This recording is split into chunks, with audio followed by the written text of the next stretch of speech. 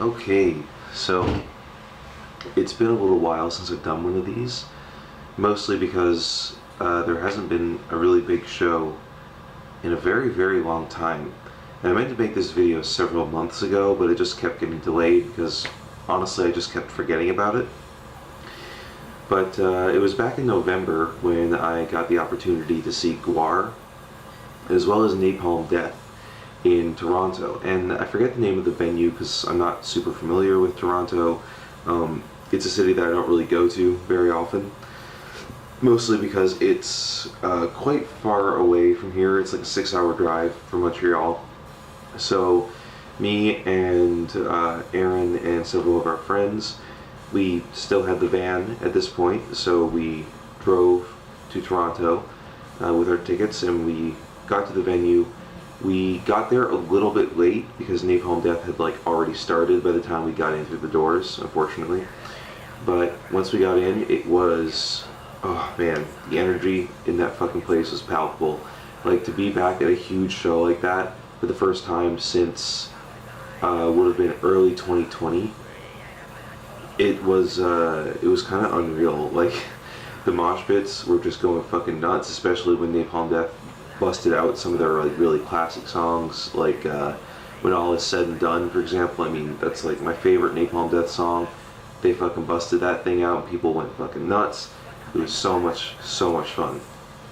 GWAR, on the other hand, I'm honestly not super familiar with their material. I know what their shtick is, and I know that they are considered pioneers when it comes to, you know, wearing like costumes and shit, and being in a metal band.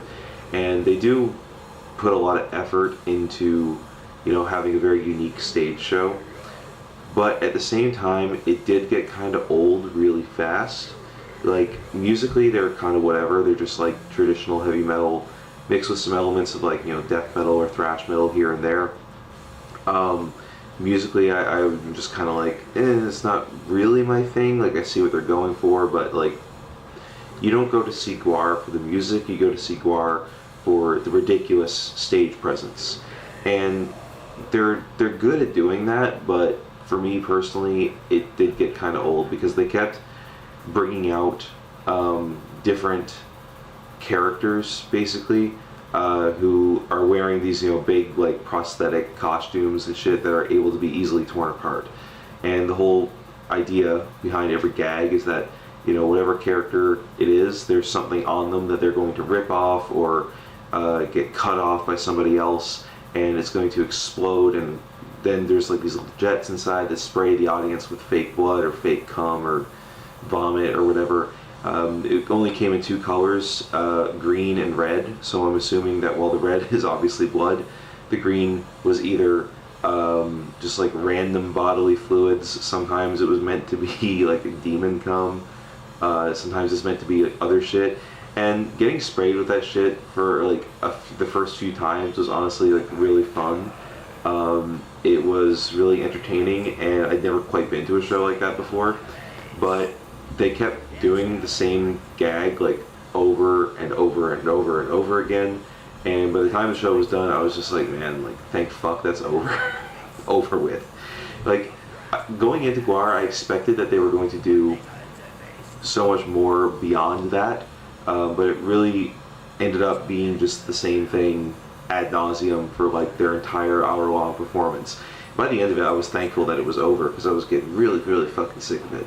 And I'm not trying to be a party pooper or anything, because I'm not trying to say like, oh, you know, GWAR sucks or like their stage show sucks, but I would enjoy it more if there was more variety in what they were doing. And really the only variety that they had was like the variety in the different kinds of characters they were bringing out to get inevitably decapitated or murdered or maimed or dismembered or what have you, including like a caricature of Joe Biden, for example.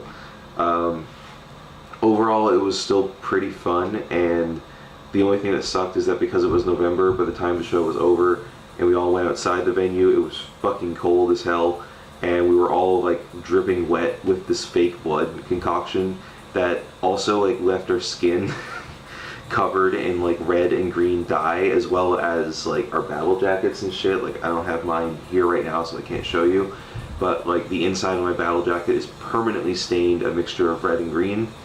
My hair as well as my face was tinted with like green and red in different places for the next several days after that, even after like getting in the shower multiple times, washing my hair multiple times, washing my face and my arms multiple times. It was still fucking there. It felt like a solid week and a half maybe for that stuff to finally wash out, which was more than I was expecting, but you know, it is what it is. I don't really have any complaints about that necessarily. Really, my only complaint, again, is that I wish that there was more variety in what GWAR brought to the stage that night.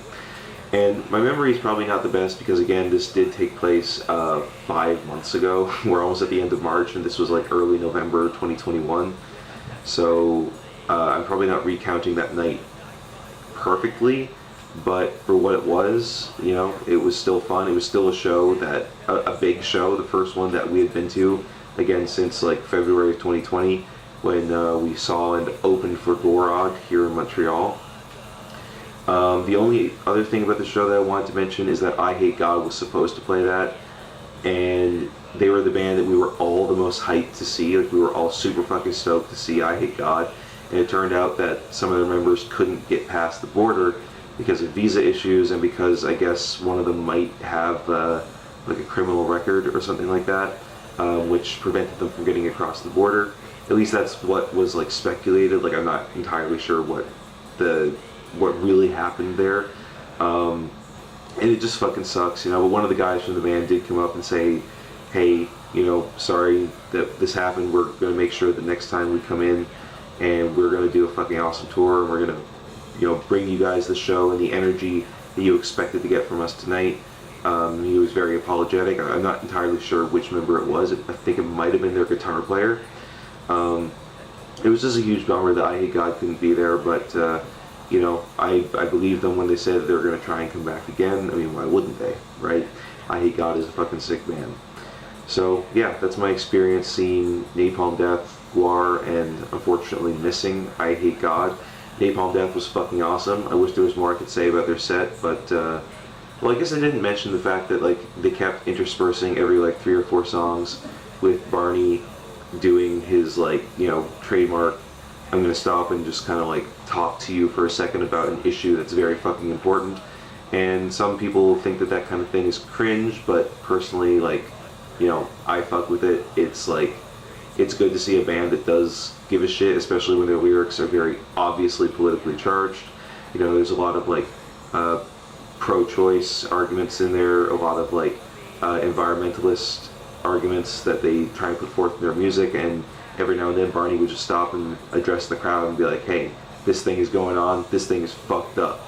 And it was cool to see a band of that stature, of that size, do that. So yeah, Napalm Death was sick, GWAR was alright. They wish they had more variety, and it just sucked that I Hate God couldn't be there.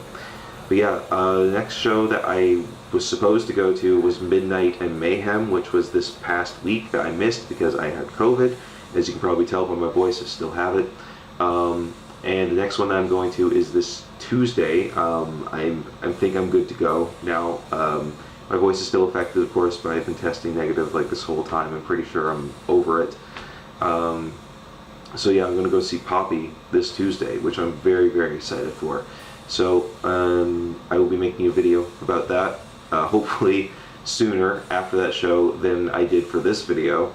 But until then, I guess I will see you in the next one. So thanks for watching, and peace out.